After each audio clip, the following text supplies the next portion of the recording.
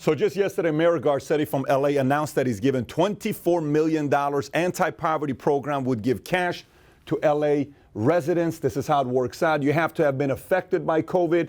You have to be somebody that is making below or at poverty level income. And you have to be having a kid that's under the age of 18. But I want to break it down today with you. We'll read the whole article from Newsweek. Then I'm going to give you stats on homelessness and whether this is a good idea or a bad idea. And is it a thing that's going to attract the right kind of people to the city of LA and even to the state of California? So let's get right into it. So here's the article from LA that came out. Newsweek gets a little bit more detailed into it. It says Mayor Garcetti floats $1,000 a month basic, universal basic income, making LA the 12th U.S. location to try this. So let's go a little bit deeper with this article.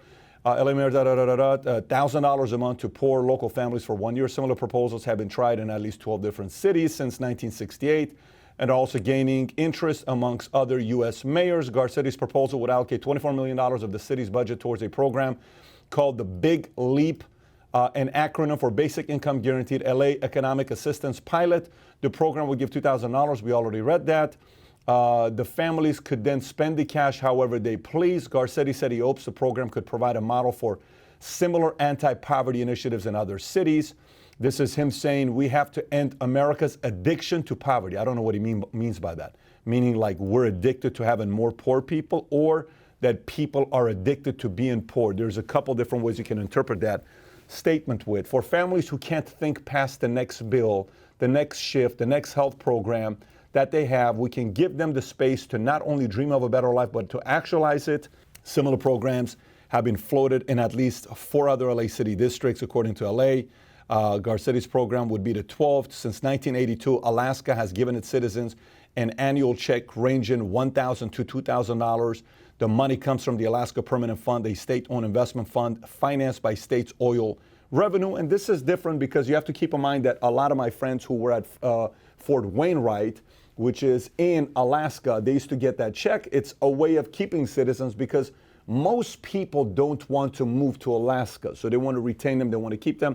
And since they have the resources, they can afford to do that. It doesn't affect the city or the state that much. In 1997, the Eastern Band of Cherokee Indian Casino Dividend in North Carolina has given every tribe member an annual check of $46,000. The money comes from a casino that operates on tribal land. Fair enough, you're operating on the tribal land.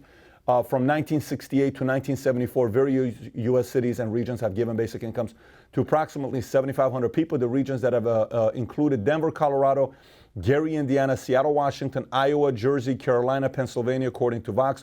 Keep these names in mind because we're going to look at some of the homelessness numbers in the states to see what this looks like. Obviously, this started off with 2020 presidential candidate Andrew Yang promoted the Freedom Dividend, a monthly $1,000 check that would be sent to everybody. He even tested it out with a couple people himself, sending money himself. Anyways, so let's look at a couple things. A number to look at here, this isn't an article from KTLA, again, about the pilot program that's being tested.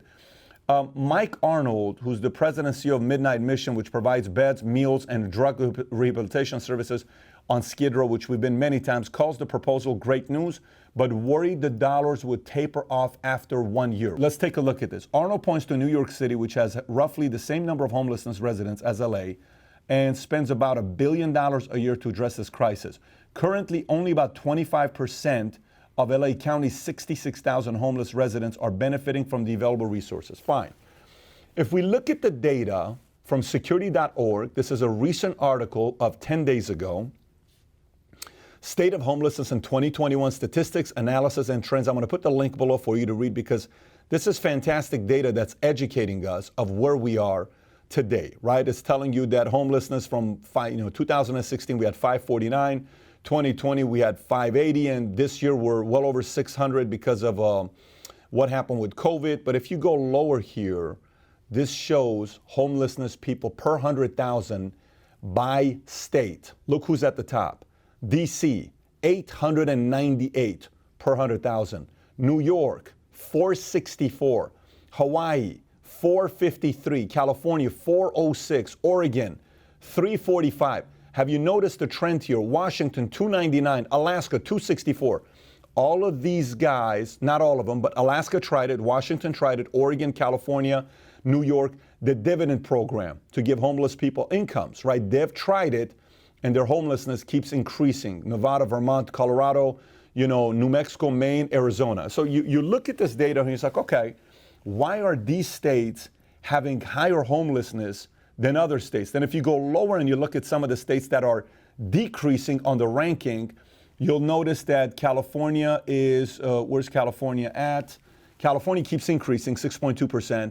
New York is decreasing. This could be because during COVID, homeless folks maybe left because it's colder. I don't know. Florida is decreasing, 3.5%. At the top is Arkansas, 13.4%, that it's decreasing. Again, this is great data to look at. If we come to the top cities of homelessness that are above the national average, look what state you'll see on most of them. Santa Cruz, California. Santa Maria, California. That's Santa Barbara, one of the wealthiest cities in America. San Luis Obispo, right by Morro Bay. It's a beautiful place, California. Honolulu, Hawaii. Santa Barbara, California. San Francisco, California.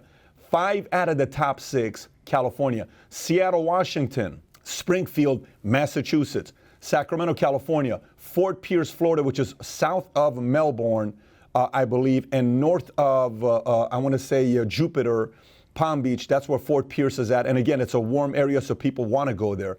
Anchorage, Alaska. Then you got Vallejo, California. Portland, Oregon. Myrtle Beach, South Carolina. San Diego, California. Amarillo, Texas. Albany, New York, Oxnard, California. You get the idea here. I don't want to bore you to death. How many Californians you see? California, Oregon, New York, California. You see the numbers here. This is nonstop. Okay, so if you want to come back to me here while we're looking at this. So what does this mean? Is this a good idea? Is this a bad idea? A couple things I want you to be thinking about.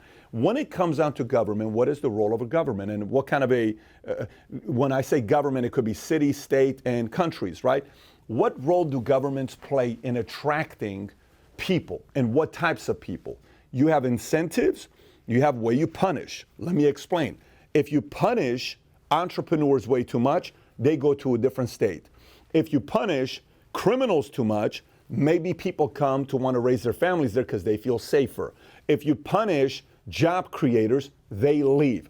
Incentive. If you incentivize job creators, they come to you. If you incentivize homeless people, they come to you. If you the whole idea is whatever the incentive is, you get that. Whatever the punishment is, you lose that. So LA in this situation is saying $1,000 a month to 2,000 families criteria. You have to be at or living below poverty level, a kid under the age of 18, and you were affected by COVID, which is not going to be only 2,000. It's going to be a lot of them. So a lot of people are going to be left behind, but it's a test to see how this does with $24 million. And then what do? Do you go to 48 million, 100 million, 200 million? Because the reality of it, LA, what limit do you have?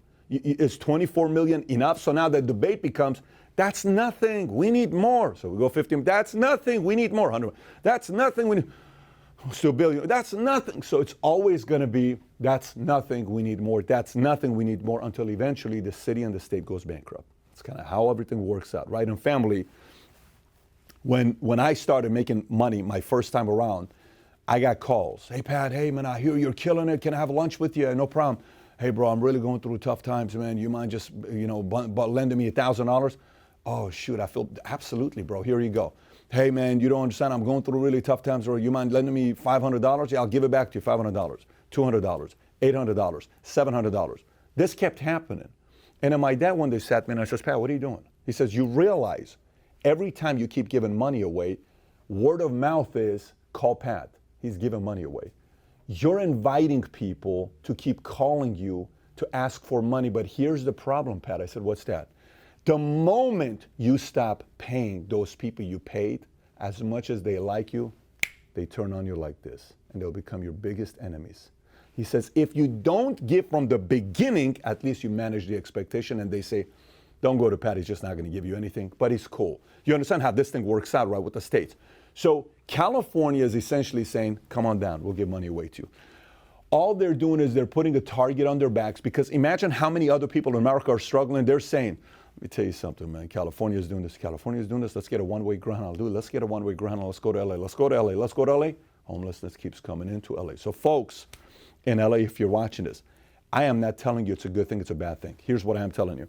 I think the people need to take up their own responsibility, not relying on the government to do it. I think people need to figure out a way how to address this issue, not just relying on the government. We did this every Christmas for 8-9 years. 4:50 in the morning, 4:30 in the morning, we'd get up, everybody would get to get out of our office, and then we'd go join a group of people at Skid Row, and we'd give away 500 Whoppers, 500 burgers, or we'd give away, food, Bibles, shirts, sweaters, blanket, toothpaste, toothbrush, and it would be hundreds of people showing up, and we would do this regularly throughout the year. Now, is that enough to put a dent into it? It's not. The real dent is to create jobs, to get people to be self-sufficient. All I'm saying to you right now is, the more and more California comes with programs like this, they become a magnet of people who need exactly what California, LA is offering. Those cities are going to get more people wanting to move to LA. So essentially, homelessness, after this announcement, is probably going to increase even more than what it is today in the great city. In the great city of LA that I lived in for 24 years, it's going to increase in the great city of LA. I want to hear your thoughts. Agree or disagree, comment below. If you agree, put thumbs up. If you disagree, put thumbs down. I want to hear your thoughts. And if you've not seen a video that's done on what is really taking place in California, we talked about this on one of the podcasts.